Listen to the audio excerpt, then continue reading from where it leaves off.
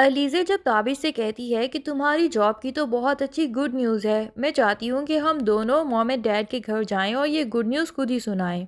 ताबिश जिसे पहले ही पता होता है कि उसके पेरेंट्स के लिए आखिर इसकी मामूली सी जॉब की क्या गुड न्यूज़ होगी, और फिर उसकी माँ ताबिश को जितना नापसंद करती है ताबिश को ऑलरेडी पता चल ही चुका है। इसीलिए वो तो साफ मना करता है कि मुझे जाने की क्या ज़रूरत है, मैं वैसे भी जॉब की वजह से बिजी होऊंगा, तुम अकेली चली जाओ, यही अच्छा होगा। लेकिन अलीज़े जिद करके ताबिश को भी साथ ले ही जाती है, और फिर जिस बदमज़गी से ताबिश बचना चाह रहा था वही हो जाती है। अर्जुमन डायरेक्ट तो ताबिश को अलीज़े के सामने कुछ नहीं कहती, क्योंकि अलीज़े के सामने वो अपनी असलियत दिखाना ही नहीं चाहती। लेकिन डबल मीनिंग वर्ड्स में वो ताबिश को बहुत कुछ सुनाती है, और साथ ये भी कह देती है कि अच्छा होगा कि अब ये जॉब छोड़ के ना चले जाना, वरना तो तुम्हारा पता नहीं चलता कि किस बात की वजह से जॉब छोड़ देते हो। ताबिश अर्जुमन की बात के अंदर छुपा हुआ जहर भी महसूस कर लेता है। तभी वो अलीज़े से कहता है कि चलो हमें फौरन घर चलना है। अलीज़े पूछती है कि अभी तो हम आए हैं,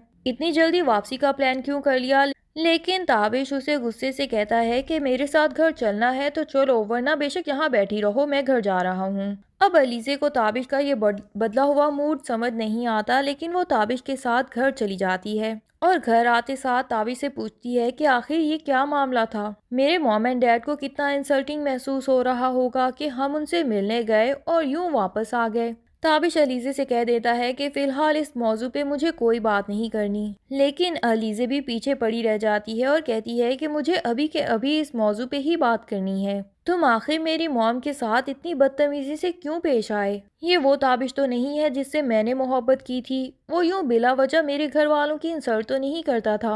अब ताबिश भी फट पड़ता है और अलीज़े पे चीखना चिल्लाना शुरू हो जाता है। यहाँ ताबिश से गलती यही होती है कि बजाय इसके कि वो अलीज़े को बता दे कि उसे क्या बात इरिटेट कर रही है, वो असली बात छुपा जाता है और बिला वजह ही अलीज़े के ऊपर भी गुस्सा करना शुरू कर देता है। अलीज़े भी रूम में चली जाती है और ख़ुद को लॉक भी कर लेती है, और वो दिल ही दिल में प्लान बना चुकी है कि वो यहाँ से चली जाएगी, ये नहीं कि हर टाइम ताबिश की ही चलेगी। उसे लगता है कि कहीं ना कहीं शायद उसकी मॉम ठीक ही कह रही थी कि तुम इनकी सारी बातें मान के उनकी एक्सपेक्टेशंस बिला वजह ही बढ़ा रही हो। इधर अर्जुमन को भी ताबिश की यूं चले जाने वाली बात इतनी बुरी लगती है कि वो बढ़ा चढ़ा के तैमूर पाशा के सामने पेश करती है। तैमूर पाशा को भी ताबिश की हरकत अच्छी तो नहीं लगी, लेकिन फिर भी वो कहता है कि कोई ना कोई वजह तो होगी।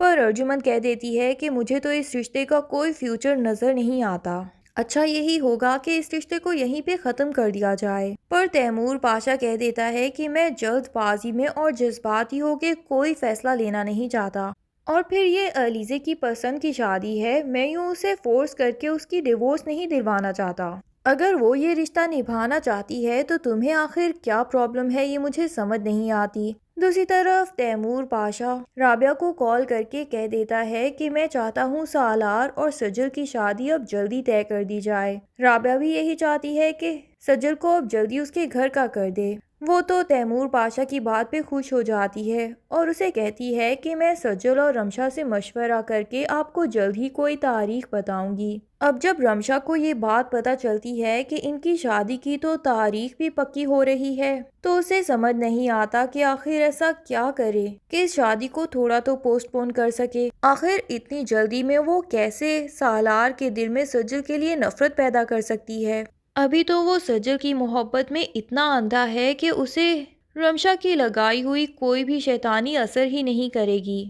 और फिर अर्जुमन भी रमशा से यही कहती है कि तुम भी मेरी तरह डिप्रेशन की गोलियां खाने के लिए तैयार हो जाओ, क्योंकि मैं तो सालार के इस फैसले से इतनी डिप्रेस्ड हो चुकी हूँ कि डेली डिप्रेशन की मेडिसिन ना खाऊं तो मुझे नींद ही नहीं आती। और इसी बात से रमशा का शैतानी दिमाग ऐसा चलता है कि वो सोच लेती है कि जैसे अलीज़े ने डैड को इमोशनली ब्लैकमेल किया था वैसे ही मुझे भी करना होगा, और वो नींद की एक दो गोलियां खा लेती है। उसके बाद जब वो देखती है तैमूर पाशा के ऑफिस से आने का टाइम है तो सीढ़ियों के पास जा रही होती है, और नींद की गोलियों का इतना असर होता है कि वहीं पे वो बेहोश हो जाती है और लड़खड़ा के गिर जाती है। अब तैमूर पाशा रमशा को ऐसी हालत में देखता है तो फौरन उसे हॉस्पिटल ले जाता है। उसे ये तो समझ नहीं आती कि रमशा ने नींद की गोली खाई हुई है। लेकिन उसे यही लगता है कि शायद रमशा सज्जल और सालार की शादी की बात को बड़े दिल के साथ एक्सेप्ट तो करके दिखा रही है, लेकिन उसके दिल में कहीं ना कहीं सालार की मोहब्बत बाकी है, जिसकी वजह से वो बेचारी डिप्रेशन में चली गई है।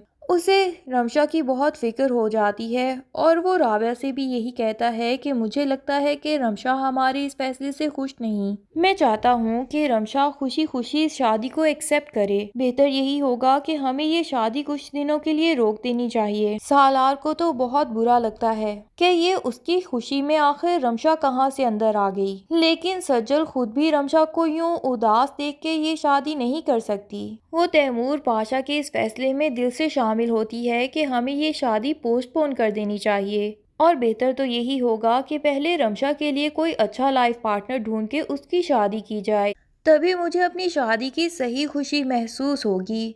इधर रमशा दिल ही दिल में खुद को शाबाशी दे रही होती है इस परफेक्ट एक्टिंग के लिए, और अर्जुमंद भी रमशा को आके यही कहती है कि बड़ा अच्छा खेल खेला तुमने, जो काम मैं ना कर पाई तुमने आखिर वो कर ही दिखाया, और मुझे यकीन है कि तुम इन दोनों की शादी कभी नहीं होने दोगी। रमशा, जो कि अभी तो अर्जुमंद को अपनी हमदर्द ही समझना शुरू हो गई है और उसकी शुरू की आदतें और बातें भूल चुकी है कि किस तरह वो रमशा को बिल्कुल नापसंद करती थी, वो भी अर्जुमंद से ही अपने दिल की बातें शेयर करने लग गई है और उसे कहती है कि मैं सज्जल को इस घर में कभी बर्दाश्त नहीं कर सकती और सालार की जिंदगी में तो बिल्कुल भी नहीं। इसके लिए मुझे कुछ भी करना पड़ा तो मैं करके ही रहूंगी। लेकिन मसला यहाँ शुरू होगा जब अहमद, जो कि खुद भी वापस आ चुका है क्योंकि उसकी इसी शहर में बहुत अच्छी जॉब लग चुकी है। अहमद का दोस्त आसिफ तो उसे मना करता है कि तुम्हें यहाँ वापस आने की ज़रूरत नहीं थी।